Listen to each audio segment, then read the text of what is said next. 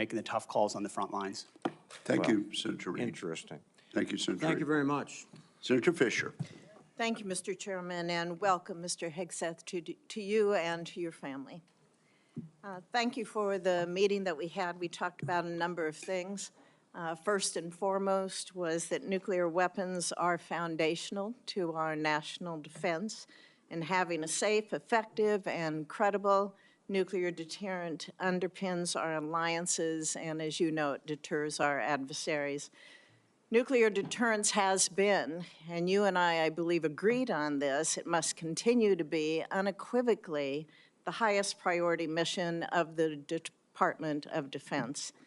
But deterrence only works if our adversaries believe our nuclear forces are effective and credible.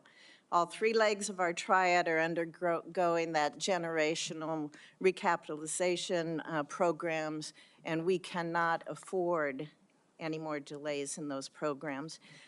Sir, do you believe and agree with President Trump's 2018 nuclear posture review that preventing adversary nuclear attacks is, quote, the highest priority of the United States? Senator, yes, I do. If confirmed, will you commit to supporting all three legs of the nuclear triad and to using every tool available to deliver these systems on schedule? Senator, yes, I do, because ultimately our deterrence, our survival is reliant upon the capability, the perception, and the reality of the capability of our nuclear triad. We have to invest in its modernization for the defense of our nation. While former secretaries of defense have stated that nuclear deterrence is the highest priority, we haven't really seen that translated into budget requests or using the tools like the Defense Production Act. You've spoken about increasing lethality. You've spoken about getting programs done faster. How would you actually implement a culture change so that we can see these delivery schedules move forward, be rewarded? I can tell you in most every briefing we have, the schedules we're on are too late. So what would you do? Well, ultimately focused first on the things that are most important, as we have discussed, Senator, the nuclear triad, understanding whether it's the B-21 or the Minuteman to the Sentinel, all aspects, or the Columbia-class submarines, ballistic missiles. What are the priorities that need to be focused on and ensure that in those particular cases, you mentioned it, Senator, the Defense Production Act, emergency powers. If we're at a place where our nuclear capabilities are perceived to not be what they are, that is an emergency. And we have an ally in our incoming commander-in-chief, in President Donald Trump, who has spoken about these things, understands the power and strength of nuclear deterrence, will not allow them it's the to be existential deprioritized. threat. It's the existential threat to this nation. How do you change the culture? It's not just the Production Act that's going to be able to do it. How are you going to move forward faster? Competition, Senator, is important, critically important. The Death Valley that was talked about, leveraging the innovation of Silicon Valley, which for the first time in generations has shown a willingness, desire, and capability to bring its best technologies to bear at the Pentagon, a Pentagon that has become too insular, tries to block new technologies from coming in. So we have to embrace that, there's some great Office of Strategic Capital, DIU initiatives that provide loans to companies to participate, because you have to invest in the defense industrial base for the longer term projects. We have the capability, the missiles and the munitions, but also to rapidly field emerging technologies that we need on the battlefield right now. So as we learn things, say in the war in Ukraine, those technologies, as we look at threats we're gonna face, find ways to rapidly field those using off-the-shelf technologies or standard designs, modular designs. Another easy one, Senator, that became evident in the process is digital designs. The Pentagon often builds entire systems without first using a digital design, which means you build prototypes and then scrap them and start over again. No private sector business could survive doing business that way. So there's a lot of innovation, and I'm going to hire a lot of smart people already have to help with that. In the 2025 NDAA, it was established to a new position, the Assistant Secretary of Defense for Nuclear Deterrence, Chemical and Biological Defense Policy and Programs. And that was established so we could cut through a lot of the bureaucratic stovepipes that we see in the office of the Secretary of Defense. If confirmed, will you direct the Department of Defense components to expeditiously implement this reform? It sounds, I would want to look directly at great. exactly what that reform is. It is I great. take your word that it's great, Senator. I will review it robustly, and I look forward to implementing it. Okay, thank you. During the first Trump administration, the 2018 Nuclear Posture Review concluded that the U.S. needed to once again develop and deploy a nuclear-armed sea-launched cruise missile known as SLCM to offset significant Russian and Chinese advantages in theater-range nuclear capabilities. Since then, Congress, on a strong bipartisan basis, has directed the Navy and the National Nuclear Security Administration to continue this effort. Do you support the SLCM program? As of right now, Senator, based on what I know, I do, but one of my answers I'll have repeatedly throughout this morning is getting an opportunity to look under the hood, classified material, get an understanding of true capabilities vis-a-vis enemy capabilities. Because what we know right now on the nuclear, sorry, Senator, what I know on the nuclear side is that Russia and China are rushing to modernize and build arsenals larger than ours. We need to match threats to capabilities, and the systems we elevate will be tied to whether those capabilities are needed based on the adversaries we face. Would you ensure that this program is executed according to law? Absolutely. Absolutely, Senator. What, short here, what is your plan to revitalize the industrial base in this country? Needs to be real short. Real short. Serious investment targeted at systems that we truly need by also incentivizing competition and laser focus from the OSD, from the Office of Secretary of Defense, to all the particular strategic initiatives to revive them so it's not just one system, it's multiple systems. You may want to expand on that on the record. At this point, my colleagues, I would ask unanimous consent to enter into the record a letter organized by a group called Flag Officers for America, which has 120 retired generals and admirals offering their support for Mr. Hegseth's nomination. I ask unanimous consent. Without objection, it is entered into the record. Senator Shaheen. Good morning, Mr. Hegseth. Good morning, Senator. I was pleased when I was contacted on your behalf about meeting before this hearing. I've been on this committee since 2011, and during that time, I voted to confirm 6 nominees to be Secretary of Defense from 3 administrations, 2 Democratic and 1 Republican, the first Trump administration. Every one of those nominees met with me and my Democratic colleagues on this committee before the hearing. So, as you can imagine, I was disappointed when no one ever followed up. When we followed up with your office, you were not able to meet. Do you understand that if you're confirmed to be Secretary of Defense, that you will have a responsibility to meet with all members of this committee, not just Republicans?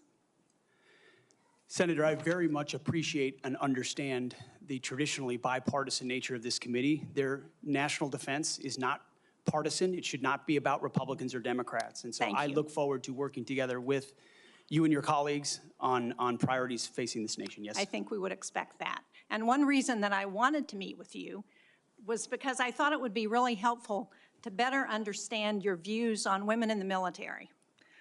Because you've made a number of surprising statements about women serving in the military.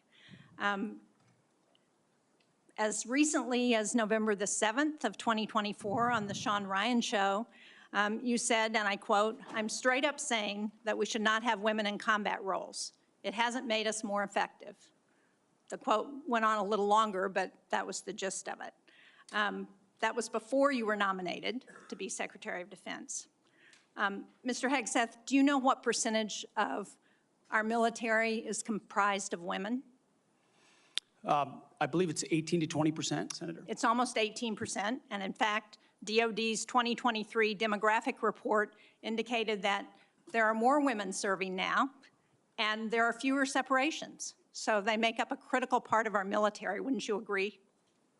Yes, ma'am. Women in our military, as I have said publicly, have and continue to make amazing contributions across all aspects of our battlefield. Well, you also write in your book, The War on Warriors, with the chapter, The Deadly Obsession with Women Warriors, that, quote, not only are women comparatively less effective than men in combat roles, but they are more likely to be objectified by the enemy and their own nation in the moral realms of war. Mr. Hegseth, should we take it to believe that you believe that the two women on this committee who have served honorably and with distinction made our military less effective and less capable? I'm incredibly grateful for the two women who've served our military in uniform and including in the Central Intelligence Agency, contributions on the battlefield, indispensable contributions. Senator, I would like to clarify, when I'm talking about that issue, it's not about the capabilities of men and women, it's about standards. And this committee has talked a lot about standards. Standards that we, unfortunately, over time, have seen eroded in certain duty positions, certain schools, certain places, which affects readiness, which is what I care about the most, readiness on the battlefield. I appreciate that. And so my comments point time and time again to standards. Your statements publicly have not been to that effect. After your nomination, you did state to a group of reporters that you, quote, support all women serving in our military today who do a fantastic job across the globe, including combat. So what I'm confused about, Mr. Hegseth, is which is it? Why should women in our military, if you were the Secretary of Defense, believe that they would have a fair shot and an equal opportunity to rise through the ranks? If on the one hand, you say that women are not competent, they make our military less effective, and on the other hand, you say, oh no, now that I've been nominated to be the Secretary of Defense, I've changed my view on women in the military. What do you have to say to the almost 400,000 women who are serving today about your position on whether they should be capable to rise through the highest ranks of our military? Senator, I would say I would be honored to have the opportunity to serve alongside you, shoulder to shoulder, men and women, black, white, all backgrounds, with a shared purpose. Our differences are not what define us.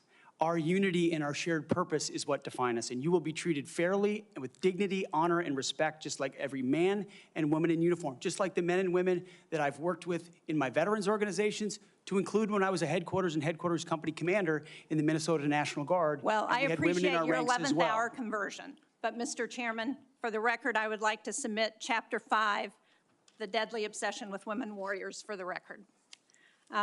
Mr. Hegseth. But without objection, it will be submitted. Are you familiar with the Women, Peace, and Security agenda at the Department of Defense? Yes, ma'am, I am. This is a law that was signed during President-elect Trump's first term. It was legislation that I sponsored with Republican Senator Capito of West Virginia. It was co-sponsored by Marco Rubio, the nominee to be the President-elect's Secretary of State. It was led in the House of Representatives by Kristi Noem, the President-elect's nominee to be the Secretary of Homeland Security. It mandates that women be included in all aspects of our national security, including conflict resolution and peace negotiations. And at the Department of Defense, it has been the law for 8 years under both the Trump and Biden administrations. The DoD has incorporated women throughout its decision-making as a result. Every single combatant commander across 2 administrations has told this committee that this law and its implementation at the Department of Defense provides them a strategic advantage operationally. Based on your comments, it appears that the example that you would like to set, not only for women in this country, but for women across the globe, 50% of the world's population, as the prospective nominee to lead the most combat-credible military in the entire world, is that women should not have an equal opportunity in our military. So will you commit to preserving the Women, Peace, and Security law at DoD and including in your budget the requisite funding to continue to restore and resource these programs throughout the DoD? Senator, I will commit to reviewing that program and ensuring it aligns with America First national security priorities, meritocracy, lethality, and readiness. And if it advances American interests, it's something we would advance. If it doesn't, it's something we would Well, look at. since former President Trump signed the law, I hope that he agrees with you. Thank you, Senator Shaheen. At this point, I would ask unanimous consent to enter into the record 5 letters of support from female service members and combat veterans who support Mr. Hegseth's nomination. These women represent diverse viewpoints, from a retired colonel with over 25 years of service to an active duty Navy surface warfare commander to a senior airman. They support Mr. Hegseth and comment on his focus on merit, warfighting readiness, military training status, and the warrior ethos. So without objection, it will be entered into the record. And now I'm honored to recognize Senator Cotton for 7 minutes. Mr. Hegseth, let's continue on this line of questioning about what's sometimes referred to as women in combat. I think that phrase is something of a misnomer. Many members of this committee have served in combat in the last 25 years, to include women and men. I'm sure all those men served with women, whether they were military police officers or they were pilots or whether they were intelligence analysts or medics or what have you. You served. I assume you served with women who were on the front lines as well. Is that correct? Yes, sir. And were those women anything other than skilled, brave, and honorable in their service? They were some of the best soldiers I worked with, Senator. So women have been serving in combat for a long time. Women have even been serving in combat units like infantry battalions for a long time, in roles like medics or mechanics or what have you. So what we're talking about here specifically is women in ground combat roles, in jobs like infantrymen or artillerymen or special forces. Until about 10 years ago, that wasn't the case. Under Secretary Panetta, those roles were opened up to women to serve in. Has President Trump indicated at all that he plans to rescind or alter that guidance? You're correct to point out, Senator, that these are the decisions that the Commander-in-Chief will have the prerogative to make. He has not indicated to me that he has plans to change whether or not women would have access to these roles. However, I would point out, ensuring that standards are equal and high is of importance to him and great importance to me. Because in those ground combat roles, what is true is that the weight of the ruck on your back doesn't change. The weight of the .155 round that you have to carry doesn't change. The weight of the .240 Bravo machine gun you might have to carry doesn't change. And so whether it's a man or a woman, they have to meet the same high standards. And Senator, in any place where those things have been eroded or in courses, criteria have been changed in order to meet quotas, racial quotas or gender quotas, that is putting a focus on something other than readiness, standards, meritocracy, and lethality. So that's the kind of review I'm talking about, not whether women have access to ground combat. Okay, so thank you. So you expect no change to that guidance, but as you point out, in these specific jobs, there are irreducible physical demands. We expect our intelligence analysts and our mechanics to be physically fit in the military, but it's different when you're in the infantry or the artillery. You just mentioned a few things. Let me point it out. An artillery shell weighs almost 100 pounds. An Abrams tank round weighs around 50 pounds. The M240 Bravo machine gun with its tripod weighs almost 50 pounds. The average weight of a full kit, ammo, water, commo, body armor for a soldier is over 100 pounds. Nothing you can do can change any of those things, right? That is physical reality. Go ahead. Yes, Senator. And I would say the requirements to handle those things in a ground combat unit, as far as standards, can look different than those of a medic or a drone pilot. And so it's not that it has to be the same standard throughout, it's standards to maximize efficacy of that particular position. Let me read a quote here from one Army officer. While it may be difficult for a 120-pound woman to lift or drag 250 pounds, the Army cannot artificially absolve women of that responsibility. It may still exist on the battlefield. The entire purpose of creating a gender-neutral test was to acknowledge the reality that each job has objective physical standards to which all soldiers should be held, regardless of gender. The intent was not to ensure that women and men will have an equal likelihood of meeting those standards. I assume, based on your testimony, you agree with that Army officer? Absolutely. The standards need to be the same, and they need to be high. And they need to be set by the people closest to the problem set, closest to the understanding of what is required by that job. Commanders, commanding officers, and COCOMs and elsewhere who understand the reality of what they face, that's the feedback we should get. That's what should be enshrined and enforced, and no other set of political prerogatives. When I talk about removing politics, ideological or political prerogatives should contribute to those determinations, nothing other than the execution of the mission. Thank you. For the record, that Army officer was Captain Kristen Griest, the Army's first female infantry officer and one of its first female Ranger School graduates. One final point, you said they need to be objective, gender neutral, and high. That's because the demands are, in fact, very high. The current physical fitness test for the Army has a minimum 2-mile run of 22 miles. Run. And I want the reporter to note that I'm putting run in air quotes, because 22 miles at 2 miles is not running. It may be jogging, it's probably walking fast. Let's move on.